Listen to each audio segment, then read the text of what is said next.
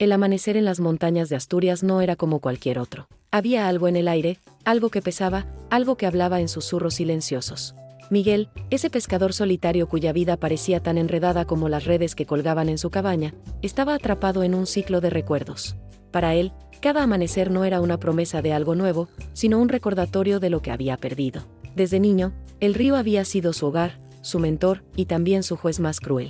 ¿Cómo explicar lo que significa crecer bajo la sombra de un río que conoce todas tus verdades? Porque el río no olvida. Miguel lo sabía. Sus aguas, tan claras en apariencia, ocultaban las historias más oscuras.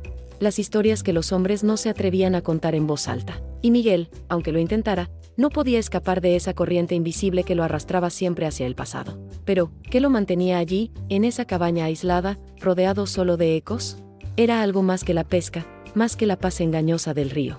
Era una necesidad de entender, de buscar respuestas que nunca llegaban. Porque si el río puede guardar secretos, pensó, mientras sus manos tocaban la madera desgastada de su caña de pescar, entonces, tal vez, también pueda revelarlos. Los cimientos de una vida fracturada. Había una época, mucho antes del silencio, cuando la vida de Miguel estaba llena de voces. Voces que discutían, que se amaban y se herían, todo bajo el mismo techo. Paco, su padre, era más que un pescador, era un poeta. No un poeta común, sino uno de esos hombres que veía el mundo con tanta intensidad que cada palabra que pronunciaba parecía una sentencia. Paco no pescaba solo peces, pescaba ideas, metáforas, y para él, el río no era solo un lugar, era una religión. Carmen, la madre de Miguel, era distinta. Donde Paco veía poesía, ella veía sobrevivencia. No había espacio para metáforas en las manos agrietadas de una mujer que pescaba para alimentar a su familia. Su pragmatismo chocaba con la visión romántica de Paco, y esos choques eran los que daban forma al hogar de Miguel. Y luego estaba Javier, el hermano mayor de Miguel. Javier, que parecía tan distante del río como de su propia familia. Mientras Paco y Carmen discutían sobre quién entendía mejor las aguas, Javier observaba desde lejos, indiferente, casi ausente. Para él, la pesca era solo un peso más, algo de lo que quería liberarse cuanto antes. Miguel, siendo el menor, observaba todo desde el rincón de esa pequeña casa. Absorbía cada palabra, cada mirada, cada silencio cargado. Fue allí donde aprendió que el río podía ser tanto un refugio como una prisión, y que las personas que más amamos son también las que pueden herirnos de las formas más profundas. Pero si había algo que unía a esa familia, aunque fuera por un instante, era la leyenda del truita fantasma. Ese pez, tan grande como el brazo de un hombre, con escamas que brillaban como plata bajo el sol. Paco juraba que lo había pescado una tarde, cuando el río estaba en calma y el viento llevaba el aroma del otoño. Decía que había sido una lucha titánica, un momento que definía su vida. Pero Carmen sabía la verdad. Ella había estado allí, viendo cómo su esposo luchaba con la línea rota en sus manos, mientras ella, en silencio, lanzaba su propia caña y atrapaba al legendario truita. Fue su decisión, un pacto silencioso, entregar el mérito a Paco. Ese pacto, sin embargo, tenía un precio. Era un peso invisible que cargaban ambos, una herida que nunca terminaba de sanar. Miguel creció escuchando esa historia, creyendo en el mito, mientras la verdad permanecía enterrada en las profundidades del río y de sus propias vidas. Años más tarde, Miguel ya no era un niño. Era un joven que sentía el peso de esa historia, de esa herencia que nunca había pedido. Una noche, mientras la luna iluminaba el río con un brillo espectral, Miguel tomó una decisión. El truita fantasma, montado en una tabla y colgado en la pared, era más que un trofeo. Era un recordatorio constante de la farsa, de la mentira que había definido a su familia. Con manos temblorosas pero decididas, Miguel lo descolgó, lo llevó al patio, y lo quemó. Las llamas iluminaron su rostro mientras observaba cómo se consumía el símbolo de su infancia. No fue un acto de venganza, sino de liberación. En ese momento, rompió los lazos que lo unían a la historia de sus padres, aunque también dejó un vacío que no sabía cómo llenar. Fue en el río donde Miguel encontró el cuerpo de Tomás, un pescador que había desaparecido días antes. Había algo inquietante en la forma en que las aguas parecían haberlo llevado de vuelta al lugar donde pertenecía. Pero no era solo el cuerpo lo que Miguel encontró ese día. Fue también el comienzo de una amistad inesperada. Mateo, un hombre mayor con ojos que parecían ver más allá de lo evidente, apareció junto a él. Mateo no era como los demás pescadores. Hablaba del río como si tuviera alma, como si cada corriente, cada piedra, escondiera un significado más profundo. Para Miguel, que había pasado toda su vida buscando algo en el agua, las palabras de Mateo eran tanto un consuelo como un desafío. Porque si el río tenía alma, ¿qué significaba eso para alguien como él, que había pasado tanto tiempo luchando contra sus propias corrientes internas? Fue Mateo quien plantó la idea de la vara del alma en la mente de Miguel. Durante sus largas conversaciones junto al río, Mateo lo desafiaba, no con respuestas, sino con preguntas. ¿Qué buscas realmente en el agua?, le preguntó una vez. Miguel no supo qué responder. Pero esa pregunta lo siguió, como una sombra, como una corriente invisible que lo arrastraba hacia un destino que aún no podía comprender. El río, con sus secretos y sus silencios, se convirtió en el escenario de una transformación.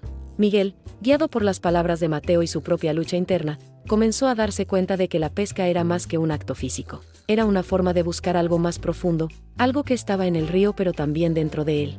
Y así, mientras el sol se ponía sobre las montañas de Asturias, Miguel entendió que su viaje apenas comenzaba.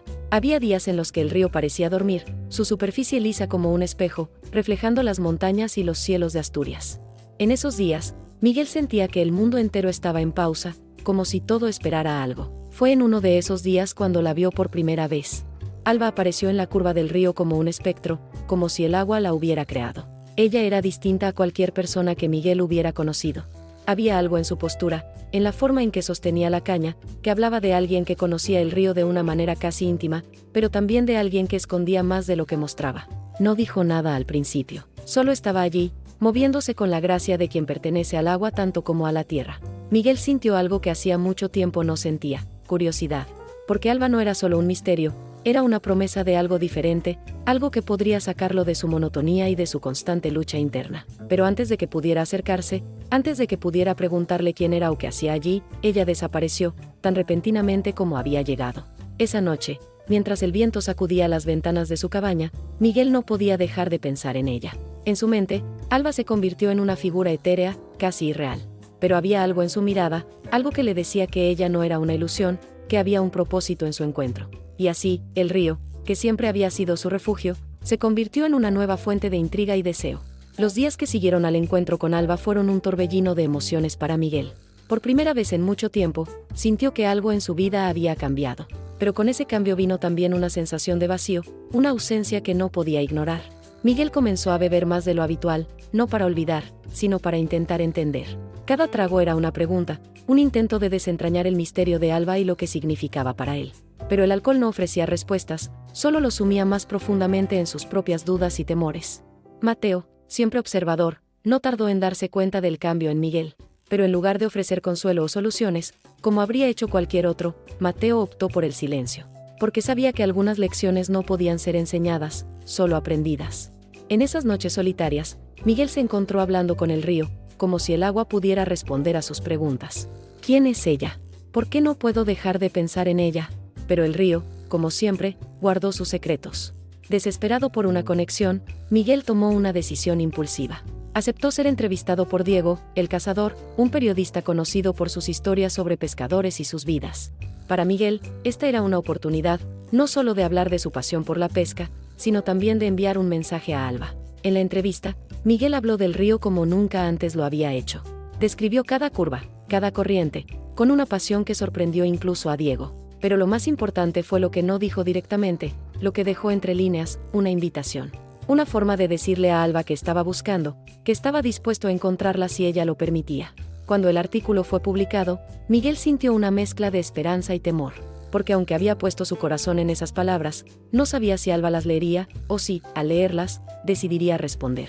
Fue una noche lluviosa cuando Alba volvió a aparecer, esta vez en la puerta de la cabaña de Miguel. Su presencia llenó el pequeño espacio con una energía que Miguel no podía explicar. Había algo en ella que lo desarmaba, que lo hacía sentir vulnerable y expuesto, pero al mismo tiempo, más vivo de lo que se había sentido en años.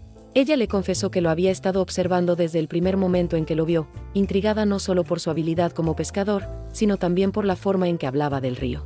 Para Alba, Miguel era una rareza, alguien que veía más allá de la superficie, alguien que entendía que el río no era solo un lugar, sino una metáfora de la vida misma. Pero con esa confesión vino también una advertencia.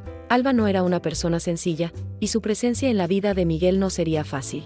Había secretos, historias que aún no estaba lista para compartir. Y aunque Miguel no entendía completamente lo que eso significaba, estaba dispuesto a aceptar el desafío. En los días que siguieron, Miguel y Alba se acercaron más, compartiendo no solo su amor por la pesca, sino también fragmentos de sus vidas y de sus almas. Pero fue en una tarde tranquila, mientras el sol se ponía sobre el río, cuando Alba reveló una verdad que cambiaría todo. Ella conocía la historia del truita fantasma, no como una leyenda o un mito, sino como una verdad. porque, de alguna manera, Alba estaba conectada con ese pez y con la familia de Miguel. Su revelación fue como un golpe, una sacudida que hizo que Miguel cuestionara todo lo que creía saber sobre su pasado. La traición, esa sombra que había estado presente en su familia desde el principio, ahora tomaba una nueva forma, más compleja, más personal. Y mientras Alba hablaba, Miguel se dio cuenta de que el río, con todas sus corrientes y secretos, no era solo un reflejo de su vida. Era también un recordatorio de que algunas verdades solo pueden ser encontradas enfrentando las aguas más profundas. Y así, mientras la noche caía sobre las montañas de Asturias, Miguel entendió que su historia con Alba apenas comenzaba, y que el río, una vez más, sería el escenario de una búsqueda que cambiaría sus vidas para siempre. Entre Miguel y Alba había algo más que atracción, había una conexión que desafiaba el entendimiento, como si el río los hubiera elegido para encontrarse. Cada día que pasaban juntos era una exploración, no solo del agua que corría frente a ellos, sino de las profundidades de sus propias almas. Miguel, que siempre había sido un pescador solitario, comenzó a ver la pesca de una manera distinta. Ahora, cada lanzamiento de la línea era una conversación silenciosa con Alba, una manera de compartir lo que no podían expresar con palabras. Ella, a su vez, absorbía cada lección con una intensidad que lo dejaba asombrado. Porque Alba no solo quería aprender a pescar, quería entender el río, y a través de él, a Miguel. Pero mientras los días se llenaban de risas y complicidad, Miguel no podía ignorar el peso de las palabras de Alba, esa confesión sobre el truita fantasma que había cambiado todo. Sabía que había más en su historia, más secretos que aún no había compartido. Y aunque temía lo que pudiera descubrir, también sabía que no podía dar marcha atrás. Fue Alba quien descubrió los recuerdos de Miguel, esos pequeños objetos que él guardaba como símbolos de sus días en el río. Una pluma perdida, una piedra lisa, un trozo de madera desgastada por el agua. Cada uno tenía una historia, un significado que Miguel apenas podía explicar, pero que lo ayudaba a dar sentido a su vida. Alba, fascinada, comenzó a agregar sus propios recuerdos a la colección.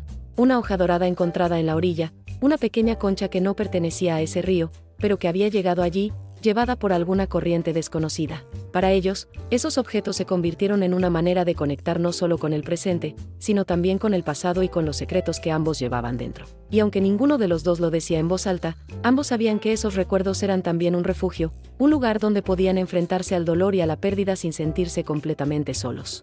El salmón apareció un día en que el río estaba inquieto, sus aguas llenas de remolinos y corrientes impredecibles. Era un ejemplar enorme, el más grande que Miguel había visto en años, y su presencia parecía un desafío, una prueba enviada por el mismo río. Para Miguel, atraparlo no era solo una cuestión de habilidad, era un símbolo, una manera de enfrentarse a sus propios miedos y de demostrar que podía aceptar el desconocido flujo de la vida. Pero el plan que elaboró era arriesgado, casi suicida, porque la línea que usó era frágil, tan frágil como la confianza que apenas comenzaba a construir con Alba.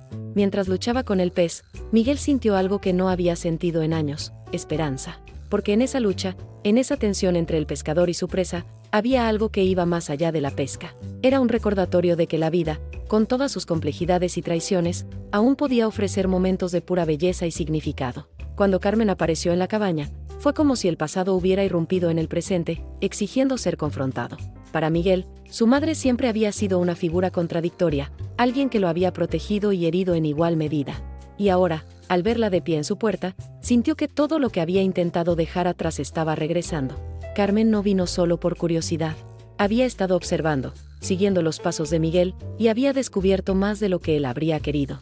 Pero su llegada no era solo una visita, era una confrontación, una manera de enfrentar las verdades que ambos habían evitado durante tanto tiempo. La conversación entre Carmen y Alba fue como una danza peligrosa, llena de insinuaciones y verdades a medias. Pero fue Carmen quien finalmente rompió el silencio, revelando un secreto que cambió todo. Porque la traición del truita fantasma no era la única en la historia de la familia. Había algo más, algo que Carmen había guardado durante años, y que ahora, frente a Alba, ya no podía esconder. Esa revelación fue como una tormenta, sacudiendo los cimientos de todo lo que Miguel creía saber sobre su vida y su familia. Para Alba, escuchar esas palabras fue como mirar en un espejo que mostraba no solo su propio reflejo, sino también el de todos los que habían venido antes de ella. Y para Miguel, fue un recordatorio de que el río, con todos sus secretos, aún tenía mucho que enseñar. El enfrentamiento entre Miguel, Alba y Carmen fue inevitable. Cada palabra, cada mirada, estaba cargada de emociones que habían sido reprimidas durante años. Porque ya no se trataba solo de la pesca, o del río, o incluso del truita fantasma. Se trataba de las elecciones que habían hecho, de las verdades que habían ocultado, y de las consecuencias que ahora debían enfrentar. Miguel, que siempre había buscado respuestas en el agua, se dio cuenta de que las respuestas más importantes estaban frente a él, en las personas que amaba y que lo habían herido. Pero enfrentarlas no era fácil, porque significaba aceptar no solo sus errores, sino también los de ellos. Cuando todo terminó, Miguel se encontró solo en el río, como tantas veces antes. Pero esta vez, algo era diferente, porque aunque aún quedaban preguntas sin respuesta, y heridas que necesitaban sanar, también había una sensación de paz, de aceptación.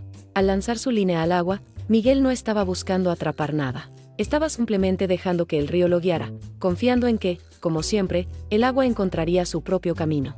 Y mientras el sol se ponía sobre las montañas, Miguel sonrió, porque sabía que, aunque su historia aún no había terminado, estaba listo para lo que viniera. Y en el horizonte, más allá del río, parecía haber una promesa, un recordatorio de que incluso en las aguas más turbias, siempre hay una posibilidad de redención y de un nuevo comienzo.